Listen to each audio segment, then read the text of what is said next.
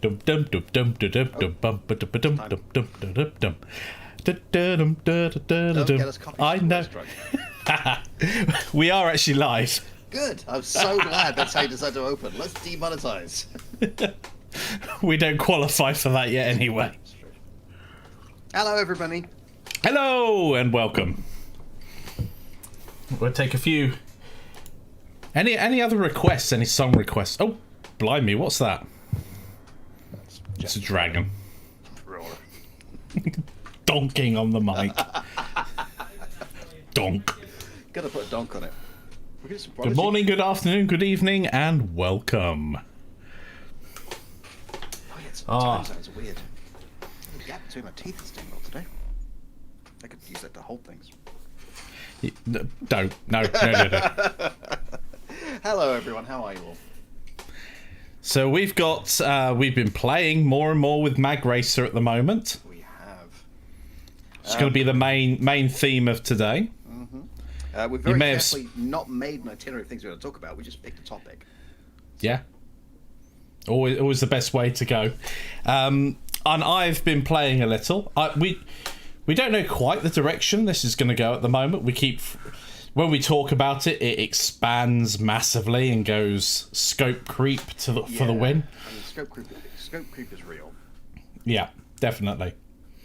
And I've been playing today with some hard surface modelling, playing around, seeing what we could make model-wise. Should there be a companion course like we took Godot Getaway? That's probably a good place to start. What's the current thinking on the project and possible Kickstarters? So I feel like we should probably... Shall I start there? Or do you want to start there? Yeah, that sounds like a good place to start. Good a place as any. Yeah. Sure. Okay, so we've been talking a little bit about what the next big project's going to be, because Godot Getaway is pretty much done. Arda is in the final chapter, is that right? Yes, yeah, that's right. Final chapter now. And we want to keep going with stuff. Now, Mikey has some other things going on in the background and some things he wants to do with Blender. But I don't teach Blender, I teach Godot. And MagRacer feels like the next project. I mean, it'd be great to go with a complete Godot 4, but Godot 4 is out at some point in the next few months. Yeah, right. That's always the challenge with any of these projects. So until the beta is out, there's not really much point in playing with that. Like, the nightly alpha build is just too unstable for me to work with. So MagRacer feels like the way forward. And that's a truck. Yep. Quite a loud truck. Could be a tractor. Sometimes you get steam-powered tractors down my road. Suffolk is not in the 20th century yet, let alone the 21st. Okay, so we think we're going to... Well, we're pretty sure we're going to kickstart the course, because there's various things we want to put in here that are going to cost extra money. Now, if the course isn't kickstarted, we'd still teach the course, but we'd scale it back.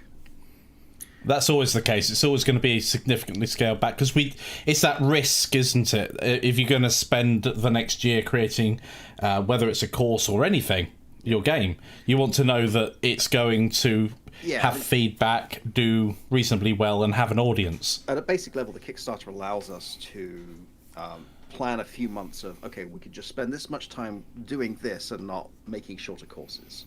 Right, so it's time we can spend doing that. At another level, it allows us to hire an expertise or buy assets or try and get things made by somebody for the course. Yeah, definitely. So we've been in talks with people about things like writing an AI module for the course or presenting an AI module for the course. Same thing with shaders, because there's a lot of shader logic that we want to put in the course. I mean, right now we have the trailers in already. We'll show you the current standing of the game in a moment. In fact, Mikey, would you like to show us the current standing of the game? Yeah, let's do this. So let's launch Godot. As he's doing that, I'm going to go over here so we can see what you guys see. As he's doing that, I should point out that today, just before the thing, while I was talking to a good friend of mine, I managed to finish the work that I have planned for today. The work I've planned for today is a preliminary weapons pick-up and use system. Now, currently we only have boost in. But since you guys saw this last on the stream 2 weeks back, a lot has changed. The city's much prettier. Yeah. Mikey's going to close the thing. There's much better textures going on with the side rails. Boost is working a lot more interestingly. There is a problem where the AI does occasionally break mathematics, but Euclid knows what he did. He had it coming. Yes, it's changed so much. So a couple of maybe a week ago, wasn't it? I just chucked in some very low poly buildings, and that made a phenomenal difference to the whole feel of the game. And then there was nothing in the background, so we added Mount Mikey as it's not an instruction, it's a name. Mate, this is a children's show. No, it's not. So let's have a look at the current state of the game then.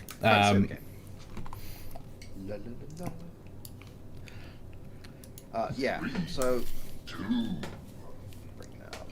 I'm 12 seconds behind. Fair enough. See if I can get the boost this first time. Boost. Whoa! Nailed it!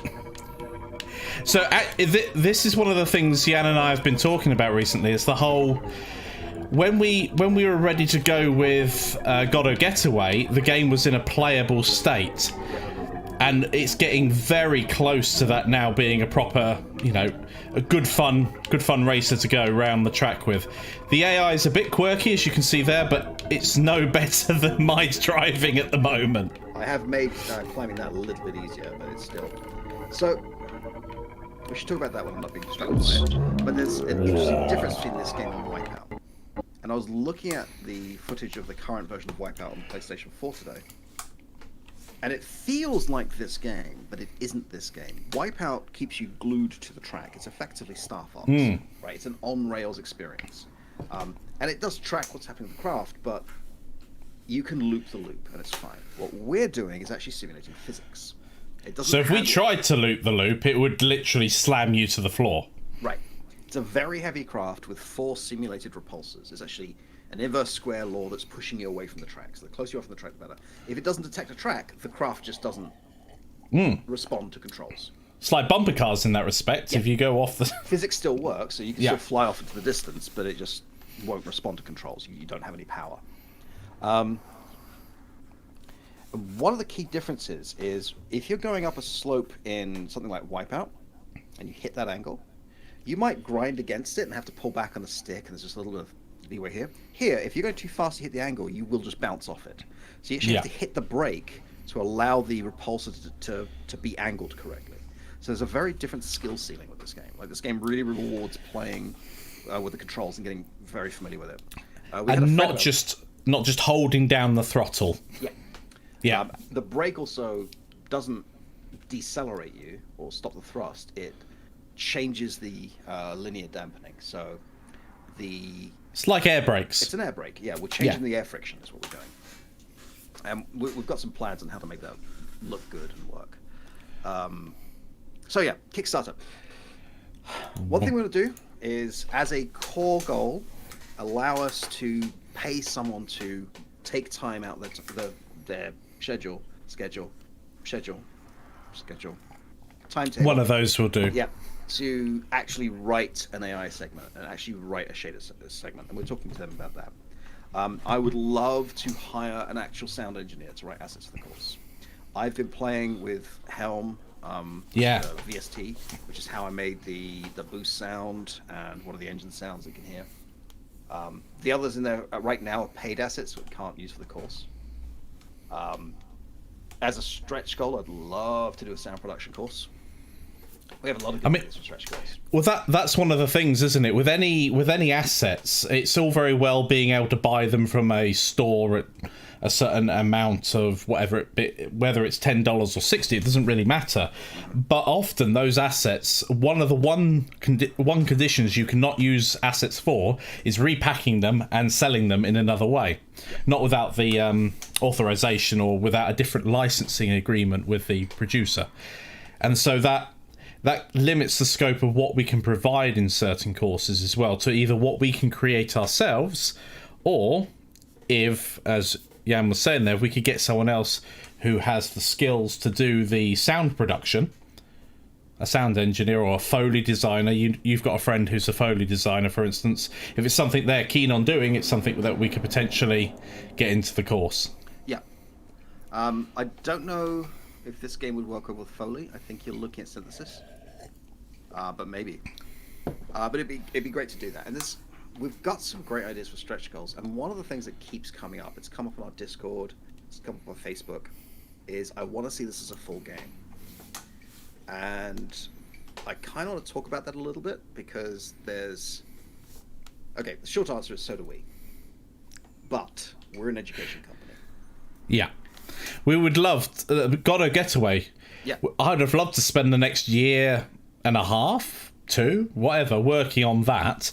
But that's where it really does accelerate in terms of what do we actually want from a project and from the product itself. Yeah, and this game is pushing our skill sets even further than Got a Getaway did. Like we're learning a lot about the engine and Blender and how they interact and all kinds of fun stuff. And there's a bunch of things that if we made this a game, we'd love to do. But I think if we do that, we would have to become a game company, which is not impossible. Definitely. But now we're talking crazy stretch goal because we would have to fund ourselves the next year and a half to 2 years. Yeah. Because we can't do that full time and record courses. I know that, you've uploaded an hour's worth of course in the last 3 days. Sounds like you've done an hour's work in 3 days, but that's not actually how recording and editing works. Like there's a lot of work. Sadly so. Yeah. It'd be great. I'd love that. Well, that's true. That's true of many video production. I hear it all the time from other creators on YouTube, especially Blender ones, that why haven't you released another video? It's like, well, each video takes between a day and 3 to make. Are the worst for this. They do amazing videos, really beautifully animated, great sound effects. It takes them months. Yeah, very much so. Several videos being made by teams at the same time, just because it takes so long to make one. So yeah, the short answer is yeah, that'd be great, and we'd love to do it. And if we got to that point in the Kickstarter, sure, I would absolutely say, okay, we're a games company now. Yeah. But that is a major shift in business, and a major shift in expectation and expertise. Like, I've never released. I mean, I guess I released Zoo Blocks, and I did technically make $2 on it. So, yeah, I'm a professional game designer. It works. Well, it's fun whatever way it goes, and we've got some ideas about what we think would be really cool to do and potential stretch goals. However, with what you've seen so far of the course, it'd be great to get your feedback as well, because that's ultimately who the course is for. It's not just for us to teach, it's for you guys to take. So if you've seen something that you've got a question about, just pop it in the chat. If you've got any niggling, burning questions about anything else, of course, pop that in the chat as well. And obviously, if you've got any suggestions towards that course, we'd also be quite open to receiving that as well. Yep. And one of the things we need to be careful of when we're introducing this Kickstarter is, although it shares a lot of the DNA with games like Wipeout and F-Zero, this is not a Wipeout game. Like the core gameplay loop is very different. One thing we want to do is have unlockable ship parts. Ideally, we want a modular ship. You get a chassis, and you pick one of the unlocked engines you have, and you pick one of the unlocked side thrusters and panels and whatever else. Yeah. As well as change the skin of your ship. And there's various different ways we could do that, and it's very easy for us to get into scope creep just there, because if we make this a full-time game, we're talking like 2 to 3 dozen of each component, and maybe 5 or 6 different chassis and color variations and texture variations and so on. I mean, just take, for example, let's imagine it. Well, if you know Wipeout, you've got like the pointy ship, and then you've got the blocky ship with two front bits of it, the nose cone or whatever you would call it, coming out of the front. Yep. Well, those are not modular parts that fit together. So it's this problem where if you go, oh, it'd be really cool if, and suddenly you go from a hexagonal ship to a more curvy one, well, suddenly you've got all of these extra parts to make. And if there are variations upon those parts, and they're just not going to click together mismatched Lego pieces, essentially. Yeah, so it's one of those things where it's easy for us to scope creep that part. Oh, if it's easy, just yeah. a course, let's make 2 or 3 just to get the idea of it so you can run with it. Yeah. But really, this course is about making a physics-based racer. And Wipeout is not a physics-based racer. Wipeout is an on-rails racer. I mean, there's splits in the tracks and loop-to-loops and jumps and all on, but our track is very different. Because we're simulating angular and linear velocity at all times, I mean, the thrust is just apply linear velocity in this direction, so you can actually do power skids and all the rest of it. I think that's going to be the selling point. It'd be interesting to see how many people want to do that. I think we can also double down on fast 3D gameplay, because there's this belief that Godot can't do 3D, which is still popping up on the forums every now and again. Not the forums, the Facebooks. Yeah. Yeah, that's right, the Facebooks. It's a thing. It can definitely do 3D. We've definitely shown that. Fine. I mean, I would also love to wait for Godot 4, because I think it'll look even more beautiful, but... Well, ultimately, the skills that we're currently covering, with the exception of the shaders that you've already mentioned, are transferable to Godot 4. Yep. There will be some changes to the underlying API, but otherwise, the general premise of how it will be constructed would be exactly the same. So there'll be lots to learn, regardless of whether it's in 3.2 or a version of 4. Yep. By the way, I know a lot of people can't watch this live because of the time of day. You can leave a comment what you want to see in the MagRacer course or in the game. That works great. Yeah.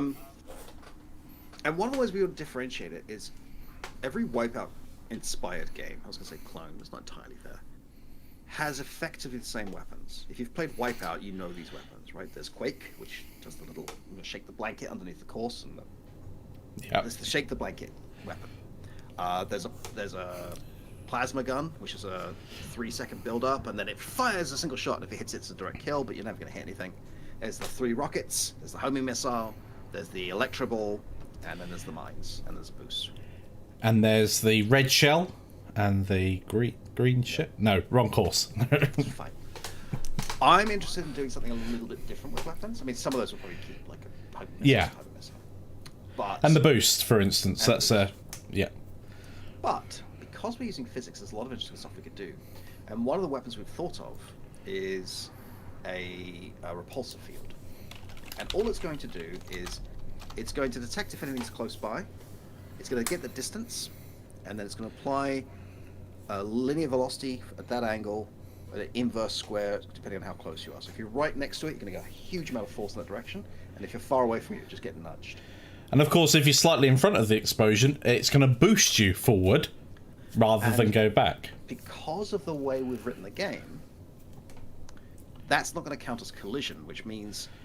So now when you hit the side of the wall, you don't spin out instantly, which was happening before, right? What I've done is I've applied a linear damp, an angular damp. If you hit the wall, it's going to massively increase the angular damp, so it's going to keep you here and then bring it back to something normal. Yeah, so much more playable than it used to be. But a repulsor thing is just going to spin you out. Which is fine. Yep. Part of it. So we've got a question here from Ravenin. Am I going to make a tutorial for the modular assets like the racers? That's a good question. That's perhaps something that we can talk about as part of a suite of courses. So we've done Godot Getaway in that method already. We've got a Blender, a music, and a coding course to go along with it to make the whole thing. Perhaps the same thing can happen this time round. Yeah, and that's one of the things we're talking about with a stretch goal. It's also things like, if we're doing an AI course, or an AI module, that would be AI in this game. There are specific challenges to making AI work in this kind of game, because we're not driving around a course. We're floating on a sea of magnetism with the velocity still being calculated, right? You went all philosophical for a moment there. I mean, it's what we're doing. There is a magnetic field, and we're speeding. Definitely. Which means that when you turn a corner, you're still got to take into account the skid. If you get that strafing right, it's incredible. You need skill in order to actually get around the track quickly. Which means when we work on the AI, like typically what you do with a vehicle body is you'd say, okay, where's the track? That's where I want to be. Aim a little bit ahead of me. Just drive there. Yeah. If there's a corner, just slow down.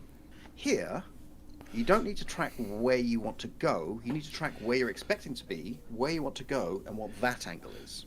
Yeah. Because you're still heading in that direction. Turning the wheel won't change that. So there is a possibility that, as a stretch goal, we also do a general AI course. I mean, I say general AI. A general AI driving things for games course. I'm not doing a general AI. We're not making... That's a bit bigger. That's a much bigger stretch goal. Yeah. No, I think the game's coming together really well at the moment. There are a few things that we're not happy with, and that's always going to be the case. But I don't think we're quite there, and we do want to be in a position where it's 100% watertight. And unlike one of the things that we've learnt from Godot Getaway was that it was quite challenging to build up both courses simultaneously. Yann then had the sort of like the older assets rather than new shiny ones. Yep. So unfortunately, the not the quality, but the visual aspect of the Godot course is lower than it could potentially be because it didn't have the up-to-date modern assets in it. And that was just timing. However, obviously, in hindsight, we know that now, so we can definitely get to a position where the assets are looking pretty before Yann starts recording the coding. Yeah, and that's something that we can do during the Kickstarter period, because there's that. Yeah, definitely. There's that period where you run the Kickstarter, and then this extra month before they give you the money, because that's just how may not be able to pay. Like, that's just what it is. Yeah, I think there's a lot of interesting things we can do. One of the weapons we were talking about today was a bombardment. What we could like an orbital, a laser from the sky. So you pick the target, or it just picks the person in front or whatever, and then it goes in front of that character at a certain frame. So during this frame, we're going to go in front of that character by a certain amount of meters along the path. So it's going to follow the path, pick a point, and then it's going to, at random points, just drop beams of light that turn into those pulse explosions. So that would be awesome. And that, again, that's where shaders come in really well, because they you could have that ripple effect, that refraction effect, where heat and explosion comes out. Yeah, I really want to get a refraction effect going. I mean, that's going to take playing with some shaders, which is not my strong suit, but it's one of the things you learn. Or we get someone else to do it. I also want the shield to look better. And I like the particles, but I want the particles to look different. So one of the other... You just mentioned that, and we're talking about weapons. One of the things that we would love to do is... potentially love to do is destructible craft. So once your shields are down, perhaps then bits of your craft start flying off. Now I can't see it affecting the physics of the flight model. That would perhaps make it a bit too difficult to play, but having parts fly off the car and perhaps then damage cars that are in chasing them, that would be pretty awesome. And aesthetically, you could do it in a variety of ways. You could have panels where the physics gets turned on when they reach a certain damage level, so they literally fly off. We could do some shape keying, so if you impact from the front, you crumple, so the car, instead of it falling apart, or racer, instead of it falling apart, would actually crumple and distort. And that'd be quite interesting. You'd have to have zones of damage and then apply different shape keys to different areas of the mesh. Trick. I mean, it's not something that's gameplay critical, no, but it's something that there should be some tutorials on. It's definitely a level of a polish. That's the thing. It also says those lessons learned on the game production could be an entire section of the course, or possibly better with a future one. Yeah, I mean, so when we were talking about this earlier today, I forget which section I was showing you. It was to do with customization. When you unlock a part, let's say you unlock a new engine, is it cosmetic or does it have a stat value? And at first we're thinking it should be a stat value, you should get better and better craft, but then the problem is that means that there is a perfect solution, right? There is just a craft that is going to be better. Yeah, there becomes a meta game. Which means that you're now penalized for expressing yourself. Yes. Now, this can be fun in games where there's enough content for that meta game to keep shifting. And while there is a thrill in learning a big complicated system like that, it's interesting to think about, well, if it's a single player game or a multiplayer game and we don't want that in, then the solution is to have lots and lots of assets and basically do a loot pinata. And then it's, well, do you buy the asset you want or do you get them randomly and just keep playing? And these are all gameplay decisions as well as course decisions at the same time. And some decisions that you take override the whole way that a course would be written. Multiplayer is a great example of that, because multiplayer is one of those things that if you don't consider from the very beginning, you have to rewrite your entire code base pretty much. Yeah. Whereas... Oh, no, you do. You can't just plug it in. Everything changes. Whereas maybe your decision on whether there are credits used in the game, and if you come first, you get 1,000 credits, and a booster costs 500, so you can start the race with a boost. Those are more gameplay decisions, and rather than decisions, and I want to bring them in. They're not really what the course is about. This isn't a course on game design, but it's important. Or is it? Yes. It is important. Yes. I do want a weapon called Shake the Blanket. Oh, can we have a weapon called Sweep the Leg? Sweep the Leg. What's that going to do? Bag, Johnny. It's from Karate Kid. And it's a song by No More Kings. Now we know. Sweep the leg, Johnny. Sweep the leg, Johnny. I thought you didn't want any of these copyright strikes. By the way, I'm available for children's parties. If we get an email requesting Yann for a children's party, I'm gonna set it up. Oh no! I was telling this to a very good friend of mine yesterday. My first marriage. My wife is a twin sister who has a daughter, and the daughter was turning 8. She contacted me all happy. It's like, yeah, and you're a qualified teacher now. You know, I have an education degree. I'm not licensed in the state of New Jersey. And she says, that's fine. Can I pay you to come to my daughter's birthday? Like, and do what? And dress up in a dragon suit. Why do you want me in a dragon suit? Because it's a princess and knights themed party, and we'd give them all plastic swords and they can hit you with swords. I'm like, no! We'll give you $25. No! You're a teacher. I'm not a piñata. Bonus points if anybody makes a Yanata for any course. Viva Yanata! Just have that as a billboard in the back of the city. There we go. Ow! Really?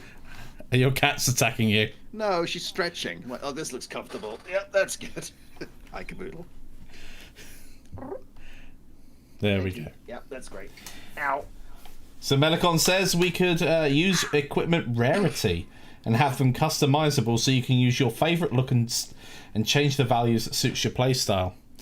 Yeah, I was thinking earlier on that engines, for instance, could have 2 modes. You could have one that basically is high top speed but slower acceleration versus quick acceleration and lower top speed. But then it comes into playtesting, and obviously we could give you the tools to do that, but that can be a really fine balance. And then you've got, as Yann was saying earlier, there's going to be a bigger meta game. Knowing a track and knowing that you need to pick engine A over B, and if your opponents pick B. Like we're simulating the physics. So one thing you could do is each part, you don't just have a mesh, you have a class, right? This is a class thruster, class brake, whatever it is. And it'll have things like energy requirement and weight. And weight actually matters because this is a very heavy craft with 4 repulsors on it. If you start messing with that, the handling changes dramatically. You could, if you wanted, go full simulation and give the players control over the strength of each of those repulsors and the placement. But at that point, you're now asking players to play with aerodynamics. And as much fun as that can be, something like Kerbal Space Program is a great example. That's out of scope, and not the game that we've ultimately got here. One of the stretch goals, and this is an advanced stretch goal, I want is an in-game level editor. And I'm picturing, and some of you might know this, an old PS2 game called Mod Nation Racers, which had an amazing level editor, where you drove around the place painting with your car, and it would paint the track and the levels, all the rest of it. So it was in-game, paint the level, paint the heights, and put in some obstacles, and it was just pop in with lots of tweening effects and that sounds amazing. It's great. Major scope creep. Love to put it in. Love to show you guys how to do that. That's a stretch goal. Like, that's not in the core course. John says, how hard would it be to make the color selectable items of the same values attributes? It's not that it's hard, it's that you have to plan them in from the beginning. So, again, this goes back to making it a class. Rather than just having a variable and dragging it in, what I would do is have a class or an inherited script or inherited scene that has a built-in list. It could be an array, it could be an enum. But what you want to do is say, okay, this is rarity, and then have a drop-down menu and say that one. Yeah. Or color or value. And that you could do. But again, that's something you design from the beginning. If you start adding that in late, it starts becoming a real problem. Yeah. Do you want to read the rapid in one? I do. I will. I know this doesn't fit the current course, but something I see indie developers struggle with is a modular character clipping through their clothes. Could you consider modular characters for your next course? I wouldn't say it would be the next course that I do, but that is something I want to go back round to as soon as I can, to be quite honest, as it's been a while since I've touched characters, and I do enjoy touching every aspect of the game development pipeline. Clipping, you're probably talking about weight mapping as well, aren't you? There's a bit of that, and there are certain ways you can set up characters. So you can, for instance, clothing can be a separate mesh that you swap out, and it's actually all one mesh, so there's never going to be any clipping of anything underneath. That can be quite a slow way of doing things, whereas you can just change out the clothes if you want. But then that's when you get potential issues with the weight painting, because some clothes will have a different mesh than others, so they will end up intersecting with each other when the character moves. There's a couple of interesting conversations there. There's one about aesthetics. Yep. And there's one about technical limitations. Because swapping out a mesh is easier than simulating cloth. A lot so at the moment. Although I think it was 2-minute papers. They showed an AI cloth simulation, no physics involved, and it was running in real time. Very nice. Which is impressive. I think we're going to see some AI-driven stuff over the coming decade that's going to change the way that things are done. And obviously, I don't know what the open versions of it would be, or even if there are any, but Nvidia have done in the past their game works, so they've got hair works, they probably have water works, who knows, where they actually simulate but they simulate hair, and they got one for clothing as well. So if your game links into those APIs, that could potentially help with that sort of simulation. And AAA studios have this problem. You will find at some point you put your character in a certain position, their elbow, because of the certain position they're in, a cape or something will just clip through that elbow. Data-driven character customization possible? Asks Malcolm. I think that's a question. It might be a Mad Lib. Is it possible? Well, I'm not entirely sure what you mean by data-driven character customization. Yeah, I've just laughed at the they save waterworks for AMD. I mean that's something that I've been very excited with recently. Just to segue off of, well, we just talked about graphics, the new shiny Nvidia 3000 series. Very shiny. They do look very shiny. I want to see the actual reviews when they come out, which isn't long before they start coming out, but it looks like a huge performance leap across the board, which is great, and the price has come down comparatively as well, which means this technology is getting more and more and more accessible. Now, I'm not saying $500 for the 3070. I mean, that's still a lot of money to spend on just a graphics card, considering you can get a whole system for that. Yep. And obviously the top one's £1,200, something like that, $1,500 or something along those lines, and that is a lot of money as well. But the fact that these things are coming down in price is phenomenal. It also means that last generation's cards will also be available now at rock bottom prices, which is, again, just making the whole market more accessible. Okay, so Malachon has just done. You pass in an ID for a part and the system generates it. So really, we're talking about procedural generation for vehicle parts. Using... Okay, so... With rules and a decent algorithm, it could be done. As long as the algorithm stays consistent, then there's no reason why you can't, instead of generating a random key, get a key in. We did actually talk about something like this when we were talking about this with our third party, where the possibility of one of the stretch goals being procedural generation. But procedural generation here isn't just make a grid city like we did in Got a Getaway. It could, in theory, also include things like vehicle part customization. It could be used to make the landscape. So we've got a mountain in the background. It could say between this height and this height, there's got to be a fir tree. Just one. Things you can do with city generation where it's not just there is a grid. And Got to Getaway, for those who haven't played it, what we do is we split the city into 4 neighborhoods. And in this neighborhood, you've got this music, and we can pick from these assets. You could also put in rules for how buildings can cluster and have different types of neighborhoods and all the rest of it. The short answer there, John, is yes, there are pickups on the map. So I think it's... Would you like to see one? Do you want to show this one? Yeah. Or shall I load up? There we go. So I will make your system full screen. I'm just going to show it in engine. Yeah. Things? Yeah, I made it full screen. Shiny. Okay. So I'm going to go 3D. I'm going to go to the main level. And sweep the... Sorry. So over here, meow, we have 2 cars. Or vehicles, they're not cars. Let's just slow that down a bit. Okay, so...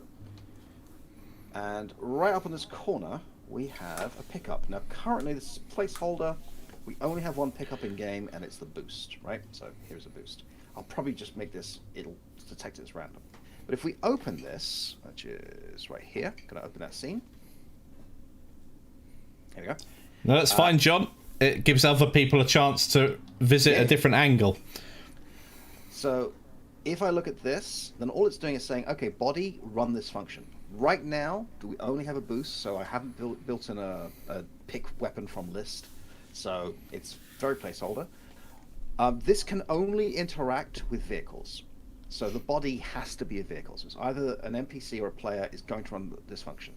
What this function does is going to be slightly different for each. So if I head over to the base hovercar thing, I'm just walking you through this right now. We've got add boost. All right, so it's going to load this pickup, which is an actual class I've made here, and then add it as a child. I've got this new weapon script, which is a class of weapon, and I've told it all weapons must have a texture, a sound effect, and a use sound. The sound effect is the sound that you hear when you pick it up. I don't know if you transmitted sound when you did yours. I'm guessing you did. I can't hear it. If the vehicle is a player, then we're going to tell the GUI to add that icon as its new weapon. We're then going to we're going to set this node as, or the variable weapon as this name, something we don't use yet, but we're going to, so it'll know the weapon is boost. And what I'm going to do with that is when you press fire, or when the NPC issues a fire command, it's going to go, if fire and weapon is not null, so if there is a value in here, then do whatever that value is. That then gets passed here, so the weapon is in charge of knowing what happens when you press fire. To see what that looks like in game, I actually need to pop out of here, so let's do that. Hi, Jelly. Nice of you to join us. It's jelly time. Wait, how do I... 3, 2, Let me just 1. pause this. There we go. I need to... Discord. Here we go. Ha, that was right. Okay. Let's switch my stream to ya. Bum, bum, bum, bum. There we go. Okay. So let's... Now turn off the AI. Go. as I come up to the boost, it's going to tell the craft, okay, you have something in you called inventory. I want you to add a weapon and rename it by whatever I've told you I'm called as a child of that in the scene tree. And then when you press fire, use it. So I'm pressing fire right now. It does nothing. Go over here. I have boost. I press it. I have boost. It's removed it. So that's the beginning of our pickup system. The boost. Now Discord and your volume is the same. So, and it's absolutely horrible at the moment, so I've just muted it for the audience. It's digital distortion. So there we go. I'll just bring that back up so we can hear Yann again. There we go. Rest in peace, headphone users. Sorry. Oh, I like those sounds. Show you the sound there too. Those are good sound effects. Yeah, that wasn't supposed to show you sound at all. I don't know why it did. But so the idea is when you pick up when you go over the pickup will remove itself from the map. We could put a timer in so it just fades out and comes back. It's going to generate a random thing, or possibly semi-random, depending on the game rules. And then the code is going to say, okay, you have an inventory node. Within Sorry, Jelly. Sorry, what's he done? No, it's the loud, distorted, horrible sound. The one time he's actually using speakers rather than headphones. Oh, that's a good thing he wasn't using headphones. Sorry, continue, Yann. Yeah, so, sorry, I was just distracted by my own hands, squids. When you hit a pickup, the pickup removes itself from the map. Yeah. And then inside the craft, on the scene tree, there is something called inventory. Within that, it's going to add a child node and name it after the type of pickup it is. If it's the player, it's also going to spawn in an audio player. So when you press the button, it'll know what it's doing. Which is why when you pick up the weapon, you've got that fun little boost with robot voice, which was really fun to create. Yeah, that's a good bit of affordance, because I have played... It might have been Wipeout, might have been another game like that, where you pick something up, you don't know you've got the pickup. Yep. And you have to, and it's a high-speed game, and so taking your eyes off the track to look down into the lower right, left, top, wherever it happens to be in the UI, to find out what particular weapon you've got, is quite distracting. So actually having it say boost, you know you've got a boost. And showing the icon at the top. Yeah. Yeah. So yeah, we have pickups, or rather I've just put in the preliminaries of pickups. I need to refactor it. I need to make it so that it's much, much more modular.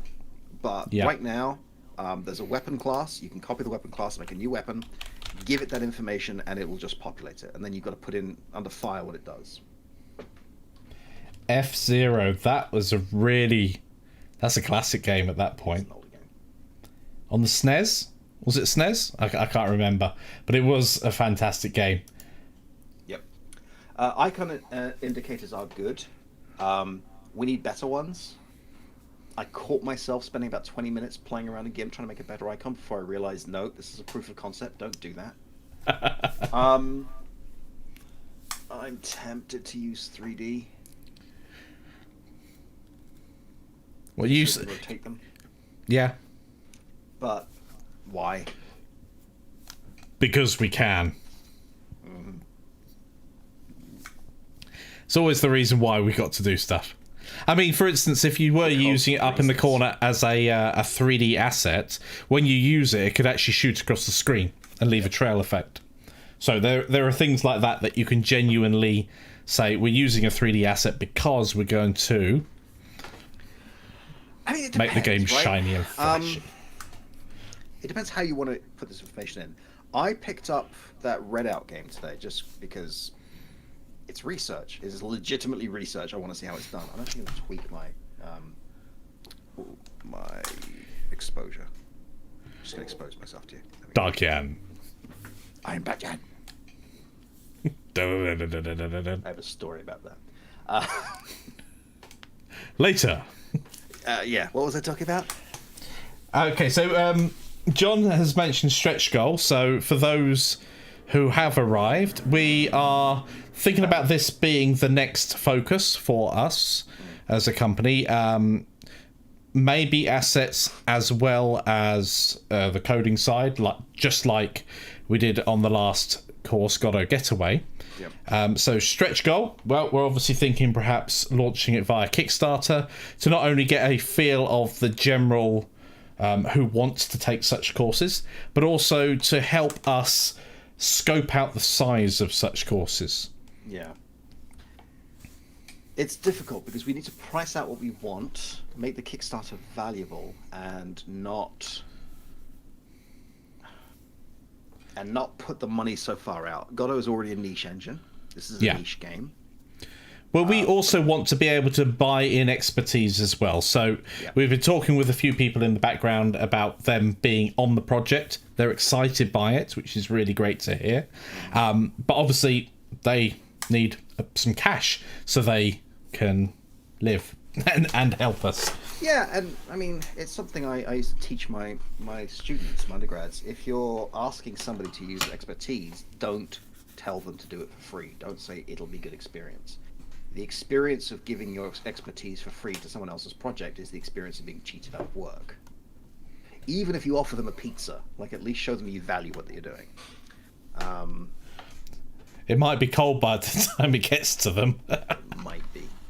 But you see what I mean? Like, show that definitely. you appreciate the work. There's a lot of stuff I want to do with pickups to make it more modular. I think there's more things. Modularity is a key linchpin to this game. I mean, we decided that early on. And there's things we can do to make the tracks more beautiful. I think the level needs to be decorated a lot better. Oh yeah, that's what I was talking about. The Redout game. They did an interesting thing with the UI. They're using diegesic UI. So, 2D, if you're doing the traditional Wipeout F-Zero thing, we've got a little icon at the top, works great. There's no reason to go 3D. Yeah. But what they're doing in I think it's called Redshift or Redout. I think it's Redout. It's one of those. Redout. Yeah. It's one of those Scarlett-y games. They've got the UI along the side of the ship, so as you're moving, all the information is on your ship. And part of the advantage to that is you can keep your eyes focused on what you're doing.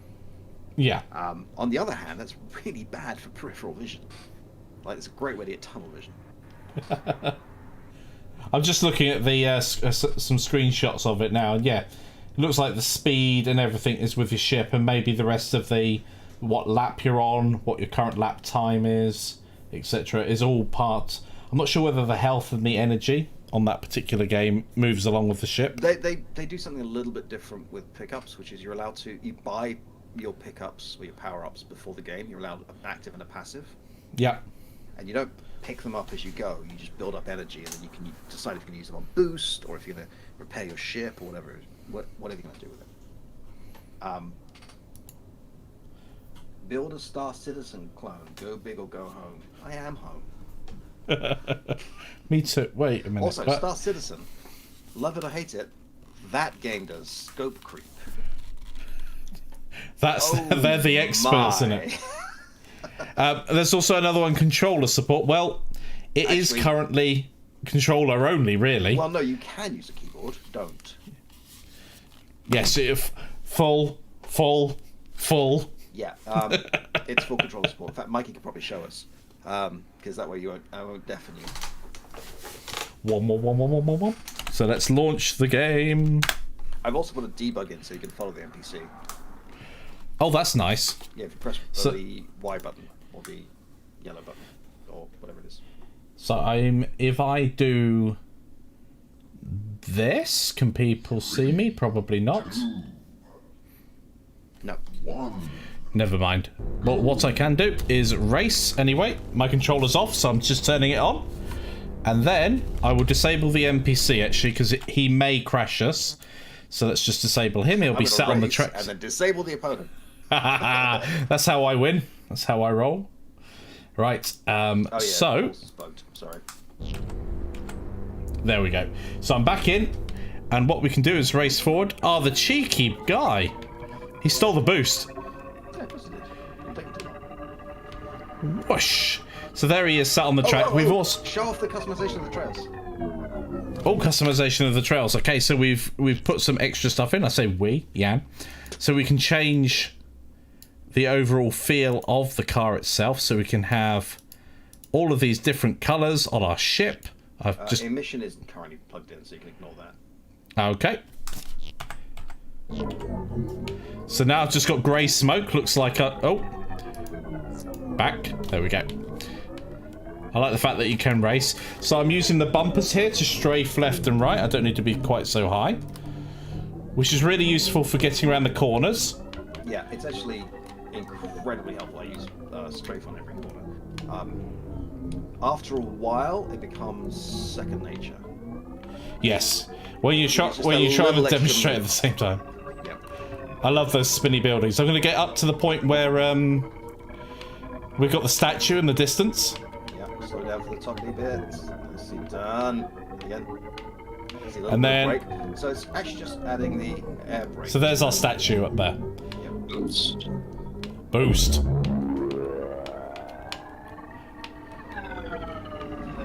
And all kinds of crashing and everything going on there. Doing, doing, doing. I must say, having the controller up at that angle is not good for basic gameplay at all. Not at all. Yeah, a lot of people miss we were going live. YouTube didn't do the notification. Ah. Well, it should have done. So, one of the stretch goals we're talking about is, Mikey mentioned multiplayer. We will not be doing online multiplayer. You absolutely can do online multiplayer games like this, but... The main issue is the speed the game is running at. The solution we have for Godot Getaway doesn't work here. I tried it. I played with it. We are going so fast each frame that to have the server every few frames say, go back there, please, makes the entire game unplayable for everybody. Like, you're just stuttering every 5 seconds. Rubber banding all over the place. So at that point, you're talking about a dedicated server, probably a headless server, with a whole bunch of optimizations, and frankly, it's way outside my capabilities. Like, at that point, you hire a network engineer and you build your code around them.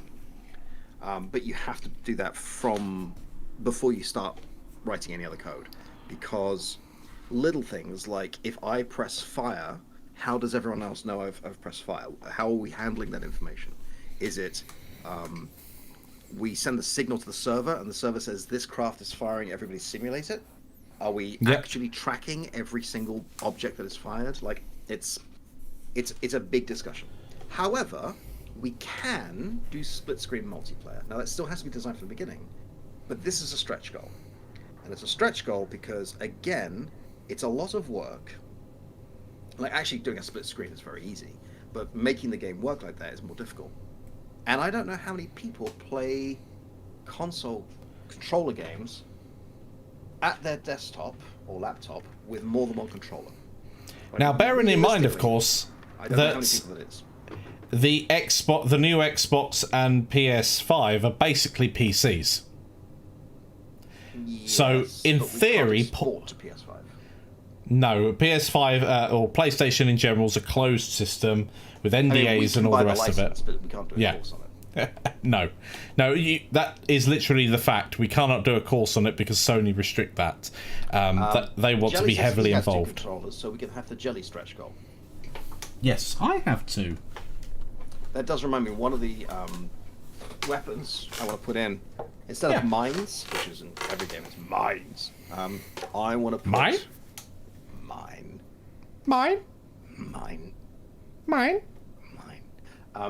I want to put in a jelly field. Jelly field. So you drive into it, and it slows you down. It applies the brakes. It puts a purple haze, a shader effect over their screen. Like, I actually want like a blob that appears around your craft. It just slows it down for a few seconds. 8 controllers. Could you imagine playing an 8-way split screen? Be like watching security cameras and trying to play a game at the same time. That's a lot. Yeah, sorry, Johnny. I missed a question from you there. Will there be level of detail used in the design? So good point. As far as stretch goals go, that's a good one. Yep. I mean, when it comes to level of detail, what we don't know yet is whether or not Godot 4 is going to have any automatic lodding. Well, LOD is in Godot right now. We just have to provide a different mesh for each thing. Yes, right now So, for instance, the Unreal Engine does have its way of automatically adding level of details. It will do the mapping for the textures, and it will do a similar thing for the geometry itself. If that sort of thing comes to Godot as well, is it as good as doing it manually? Not always, because manually you've got control over what level of detail you actually have your low poly assets at for the ones in the distance. So you can maintain a certain level of fidelity. Say for trees. Trees are a great example, because you've got to make sure that transition between the different levels of details don't suddenly make this jarring silhouette change, which can happen if it's done automatically. That's a good example of letting the engine do it's not necessarily a good thing. But yeah, level of detail, something that I've not touched in a while. And ultimately can be as simple as just decimating a model. Just grabbing the high poly one and if the texture still looks good. If the texture still looks good, with yeah. Mount Mikey, where Mikey originally made this mesh with a texture on it and just sent me the whole thing. And it was 173 meg. It's like, well, what if we just strip out everything except for the mesh? It's like, this 4K.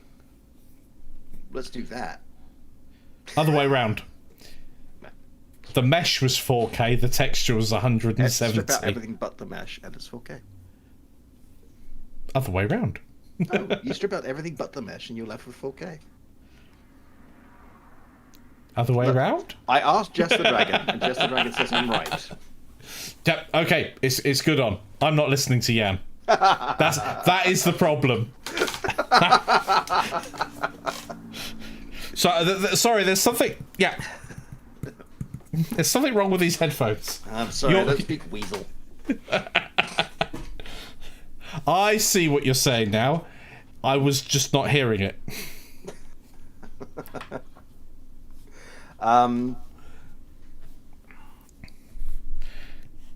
What else? I thought you were going to come up. We're playing a lot with the palette for the game.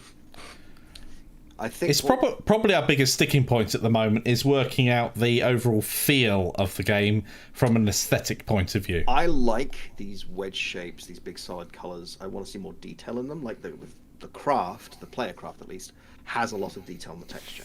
Yeah. But as a general feel, I think that's good. But then Mikey today was like, well, we could also make it look like Rocket League, which is much more rounded and bubbly and cartoony. Personally, I don't think that's the look, but you could. Like, there's nothing stopping you. I mean, Jelly, for example, did that with Godot Getaway. He did the whole thing in jelly cars. Yeah, it was awesome.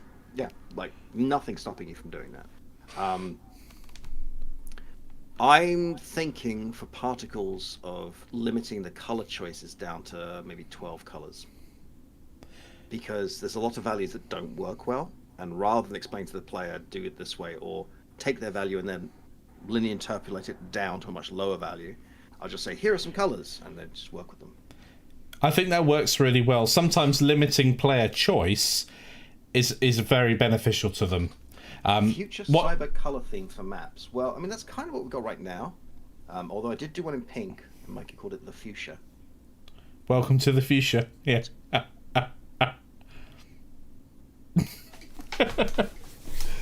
It didn't take me long to come up with that pun either. I mean, a few hours. I did not know you posted, so this was on the official Godot Facebook group, and then it came up on my phone. I was like, "Oh, welcome to the fuchsia." Gone. It's gonna be the future soon. Yeah, I definitely think at the moment the color palette is there's just two colors basically. There's the overall. Yeah, I think what I'd like to do is pick 12 colors for the game, and then have those as selectable for the players, but also use them for the details of the building. Right now, the entire city is one. It feels like a rhythm game. Yes. Very abstract, very flowing. You've got that really nice curved track, which is just a Bezier curve that's been looped on itself. Is that how you pronounce it in English? Oh, you know what I could show as well? I did do a bit of a music. No. No. Not doing the burlesque thing all over again. Whoop. So, the other week, was it 2 weeks ago? I can't remember, but I did a bit of a music-based.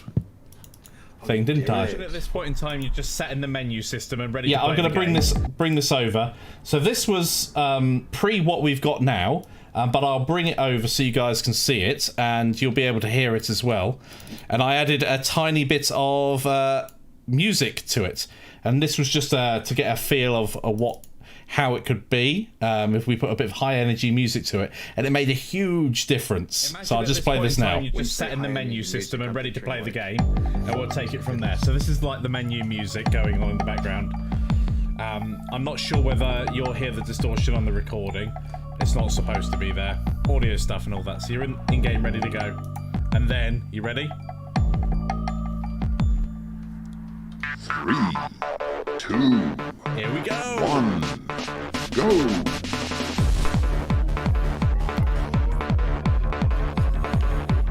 Hey!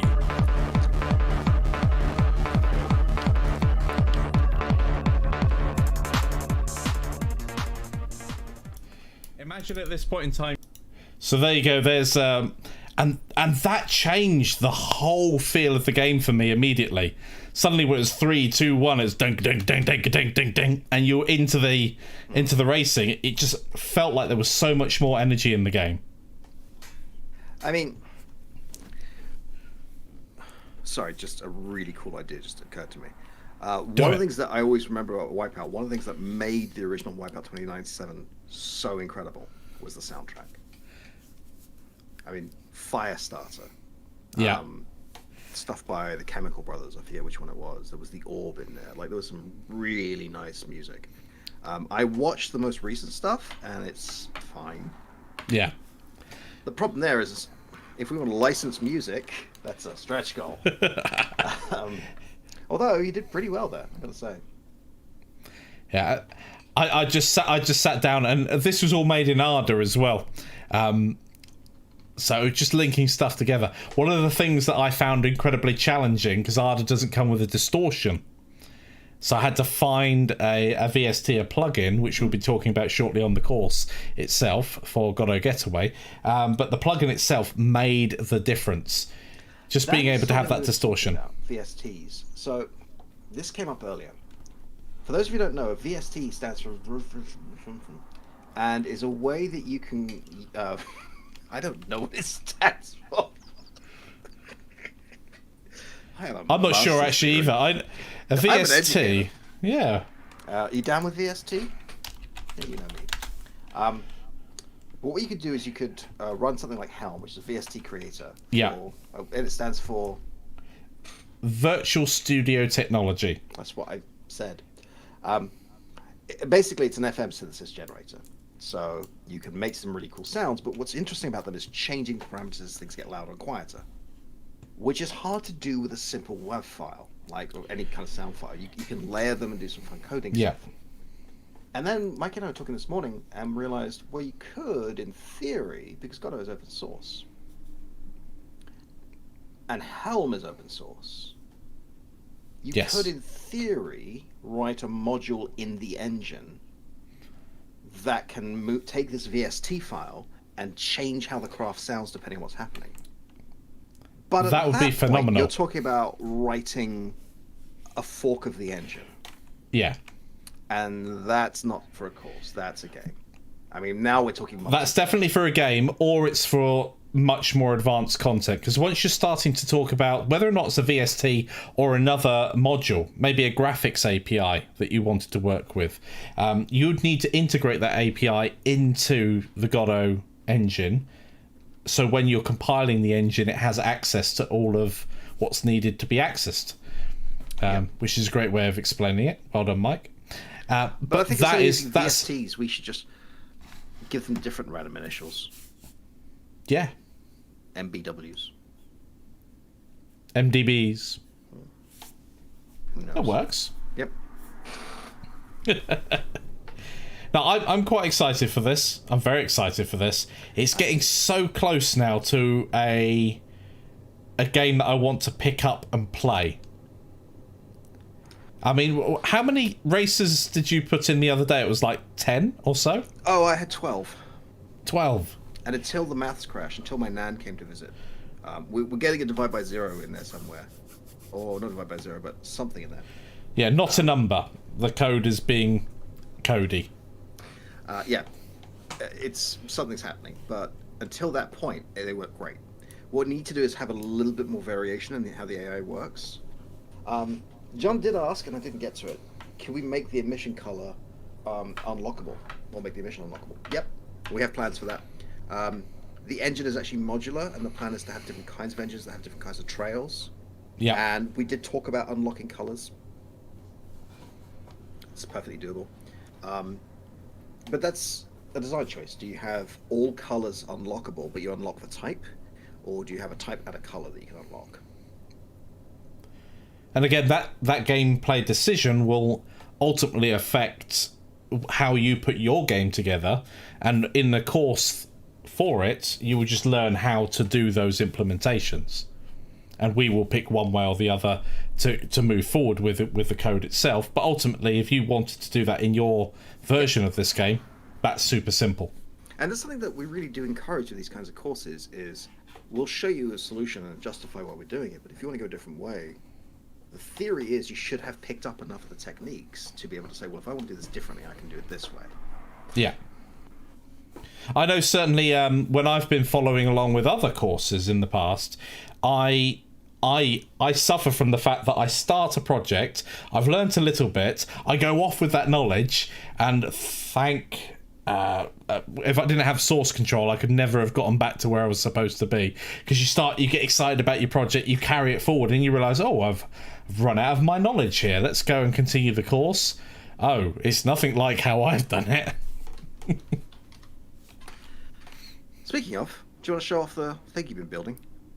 The thing I've been building. The swoopy thing. The swoopy thing. So I was just playing earlier. This is something completely different that I've just started.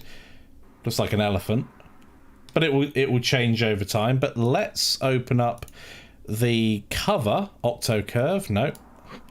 Oh, I've not even saved this one yet. I'll save it. I should probably take a look at what they're saying. Oops. Yes. So there we go. That's just opened. Magic, magic, magic. So let's go ahead. So this was a really quick putting together of ship design. I was trying different plating structures on it as well.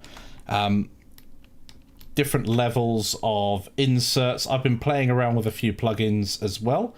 Part of the idea, by the way, is to have this as rigged. Do I mean rigged? Yes, so things like the canards at the front here, for instance. I'm sorry, the what? The little winglets at the front. They're called canards, like French for duck. I believe Mikey, they're are called you showing me duck pics? Yes. Yes, yeah, I am. Actually, that's a bit slow in this mode. Let's turn it back here. So the front of the craft doesn't have a pivot point. That's no good showing you that. But yes, there's these parts here could potentially be rigged so they change as you're playing and moving the craft around. And then once we make that part of an animation tree player, so that when you, the more you move, the more you move towards that animation. Yeah, definitely. And simple things like if the player applies some lateral force, so strafes the craft, we could potentially have jets or particle effect coming out of the side of the craft itself, which should be pretty cool. And this is what I rendered up earlier. I can't remember which way round I had it. Did I have it that way round on the thumbnail or this way round? It's all a big blur. I'll tell you what. So this is in Blender 2.9. Yep. And they've improved the denoising algorithm so it works on non-RTX cards, and it's just phenomenal the way that it all just comes together so quickly now. After about you can set it to start working at is it 0 samples, and then it just tries its best to show you what it's like. But give it a couple of samples and it all comes together. You can see your lighting and how it's all working straight from the beginning. So if you haven't checked out 2.9 yet, I would recommend it. But remember, you can run 2 versions of Blender on your computer. You can run 3 or 4. So if you're working on production stuff, I'd highly recommend sticking with 2.83.5. I think it is now. So 2.83 is the long-term pack. So that's going to get all bug fixes. I had Blender crash on me today quite a few times actually whilst I was playing around. But that's what you get for playing around with an alpha, unfortunately. Yes, there was an inspiration there of the Battlestar Galactica Viper. Yeah, very much so. And we looked at a Formula One car earlier and was like, we could probably do something with this. Yeah. I'd be interested to see like 2 or 3 different ones, and I would probably have NPCs and even players pick one of the random ones. But we'll probably need the UVs done so I can make some textures in Substance Painter. Just to make them fit. Yes. And then we could put little things. Like right now I just have Beowulf because it was the first thing I thought of. But there's no reason why you can't have Green Dragon and Speckled Frog and I Am a Penguin or whatever else you want. Toucan! Go Team Toucan! We need to get some decals on the ship. We do. Decals make things much easier. And we could do that in Engine. We could swap out a decal map. I don't know if we could we actually get them to... So if they type in their name, it gets printed along the side of the ship? Yes, but you would have to write a script that... Okay, first you need to make a font sheet. Yep. And then you'd have to split it and do it that way. Or we could use... You could use a viewport and use something like Sprite 3D, maybe. Or a label as a viewport on top of it. Like, that's messy, that's hacky. You generate a texture based upon text, and then use that texture as the decal, providing it fits into a certain... I don't know offhand how you do it, but I don't see why not. Like, it's physically possible. Yeah. So this just demonstrates all the decisions we usually are nattering about in the background, but it demonstrates that, excuse me, there's always like 50 different ways of doing something. Can we touch on Substance Painter? That's a good question. Yes, it's on my own monitor. Not touching you. Substance Painter. Probably. Go on. I was going to say I've been playing with Substance Painter. I've been playing with Quixel's Mixer, and a few other things. Marmoset Toolbox is another one. You made that up. No. For once, I have not made up my words. Marmoset Toolbox and a few other Armory paints. That's based upon Blender itself. And these are great tools. However, I don't know whether they go specifically into this course. So I like using Substance Painter. I got the Steam version, so I don't have to pay Adobe a subscription because I hate software as a service. Just don't like it. Yeah. I really like Substance Painter. It's not free. All of our software is free and open source. And the free in that doesn't necessarily mean money free. Like Arda, you pay money for, but it is free and open source. Free as in freedom, not free as in beer. Did you beer. just moo at me? No, I the beer. Moo. Yep. Welcome to Animal Corner with Mikey and Yann. I'm just gonna play with my dragon. Okay. My dragon understands me. Yeah. I'm good we're actually showing that on camera, otherwise that euphemism's gone Normally too this far. happens at business meetings and we're like, oh, I wish I was recording this. But no, we're live. one. I tried to record it, it didn't work. Well, I was talking to Mikey about, I want to put some sound effects in the engines. He says, you should get one that goes, brrr. Well, do that again.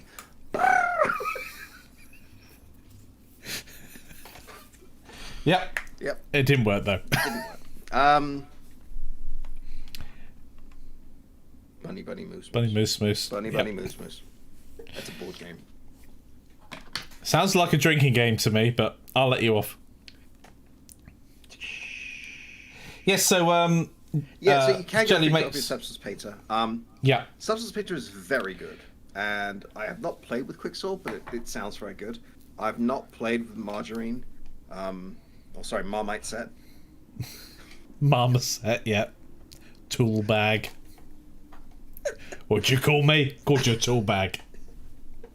I've not played with Marmite's tool bag. And armory paint was the other one This that is I the thing. mentioned. If we do a whole suite of courses, then yes. Doing a suite of courses is a big upgrade of what we're talking about. It's something that we'd like to do, but again, we're now talking about stretch goals, and what we need to do at some point is sort of put these stretch goals in order. And I will jump in here and say that perhaps that isn't for this particular kickstarted project. Yep. We've got some other things on our own internal roadmap that those things would fit into a lot better than this specific course. Yeah. I'll leave it there. There's also, I mean, we've been talking about things like Houdini. And for those of you who don't know Houdini, Houdini is magic, basically. Oh, it's absolutely awesome. Houdini is a way of generating rules for procedural generation of assets. So you could create a bunch of small pieces for a vehicle and say, here are the rules of how they can fit together. Here are the parameters you can play with. Generate me 350 of them and I'll pick the ones I like. Yeah. And one of the things that it does incredibly well, because all of this that Yann's just mentioned, you can do in Blender. You'd have to set everything up. You would have to do the coding yourself in Python. But with Houdini, you're linking together nodes, much like you would in the shader or the compositor. Yep. It's a much more visual way of linking stuff together, and you can do some really awesome, amazing stuff without too much technical knowledge in the background. You still have to have your wits about you. However, Houdini is professional software. You can get a personal or student copy, but you can use it only for personal use. So if you want to use it for an indie game, you don't have to buy an indie license, and that is not cheap. I was looking at this the other day. They've actually changed their pricing. Ooh. So let's just go shopping.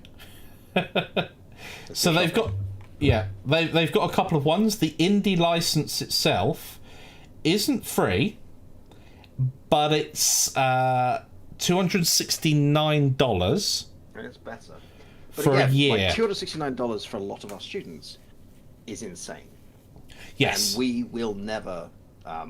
Well, the free version's fine. So if you wanted to skill up and you wanted to use the assets and you could see the value in it, then paying $270 for a year's worth of use is not too bad if you can get the use out of it. If you're actually going to be producing a game, that's probably the cheapest $270.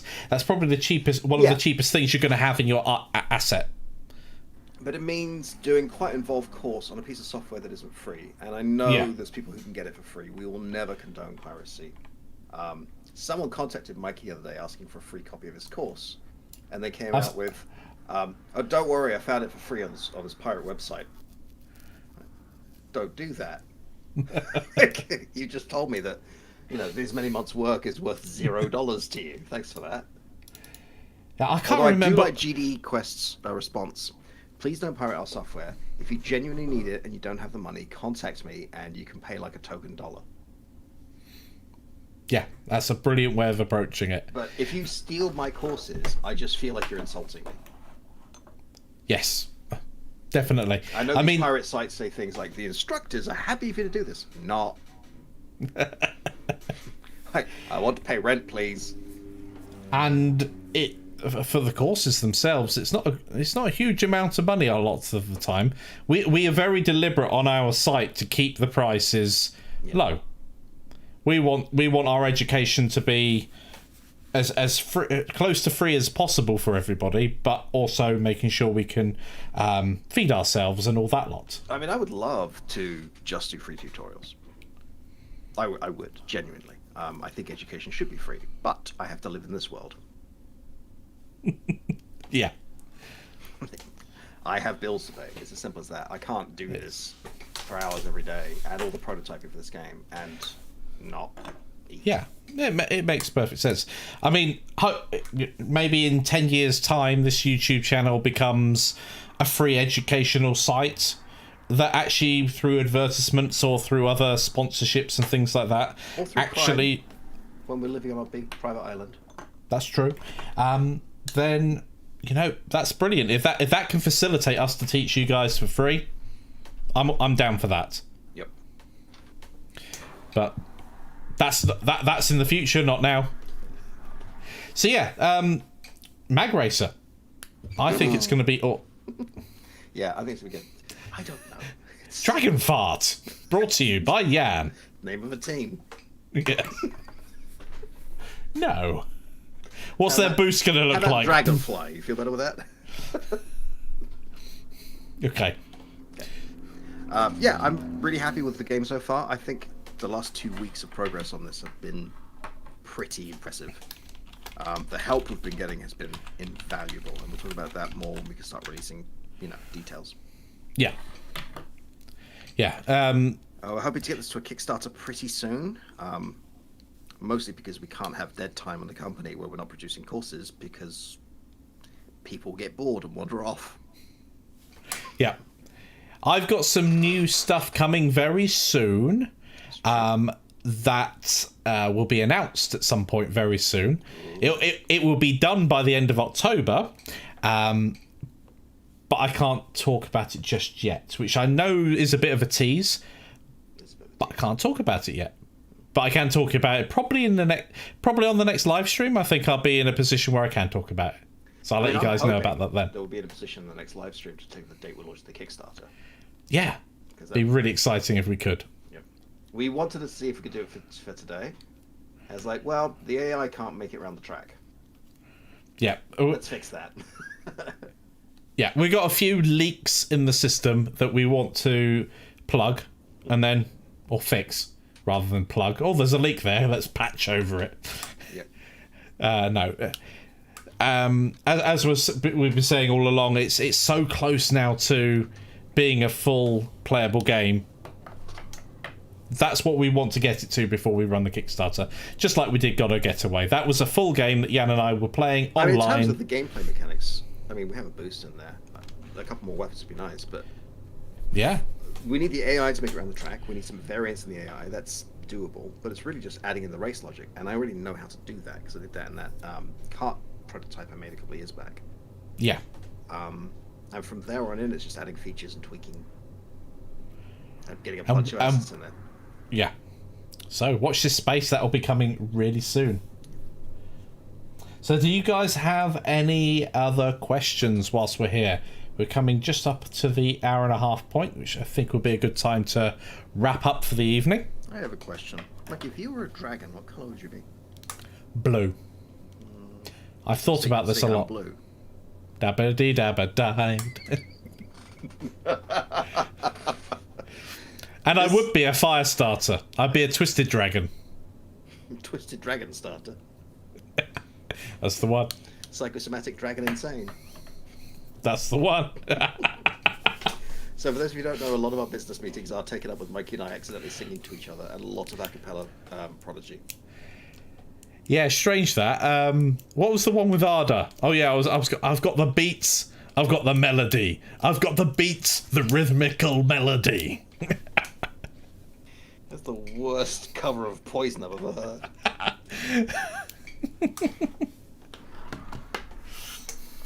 Questions. How do they get the chocolate chips into cookies? That's fascinating, you know. What did I walk back into hearing? Nothing to see here. We're just wrapping up the stream for the evening. Jelly question. Well, that's a good question, Jelly. What did you walk back into hearing? Questions. Yeah, at which point did you come in? Yeah.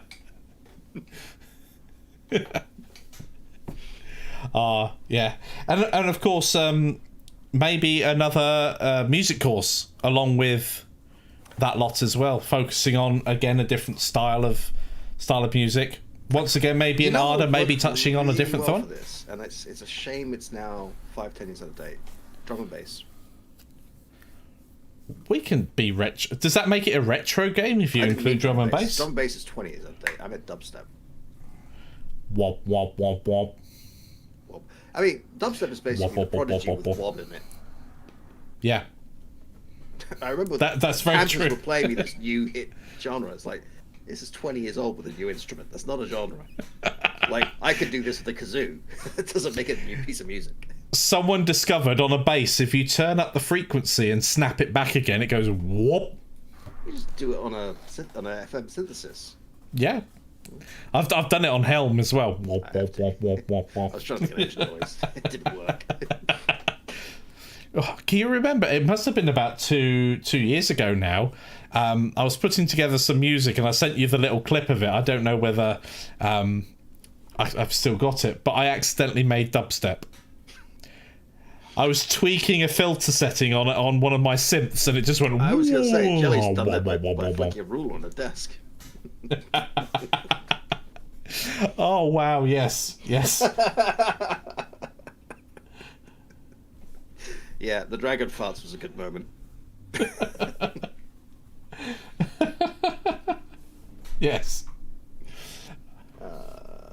With that said, I wanted to see Flat Eric. Who's Flat Eric? Oh yeah, womp womp womp womp. The little yellow character that just sits there, and basically the whole song is womp womp womp womp womp womp womp womp womp womp womp womp womp womp womp womp womp womp womp. Repeat that over and over again. That is the Prodigy.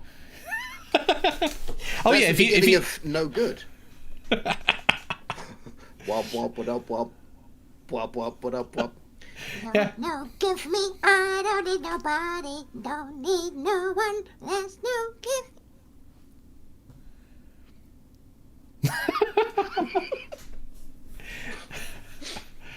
And on that note, I think we can call it a night. College, you know. So why don't you teach? It's a very good question. 3-hour commute. Yeah, I'm still thinking. Thanks, Fair Jerry. enough. Okay, guys. Well, thank you for joining us this evening. Bye. We'll see you in a couple of weeks, guys. Yeah, anybody got any questions? If you're on our Discord, shout out. Comments below if you're watching this afterwards. If you've got any questions or requests. That's singing or courses. Yeah. I will see you guys, and we will see you guys next week. In 2 weeks. 2 weeks. Nailed it. Hey!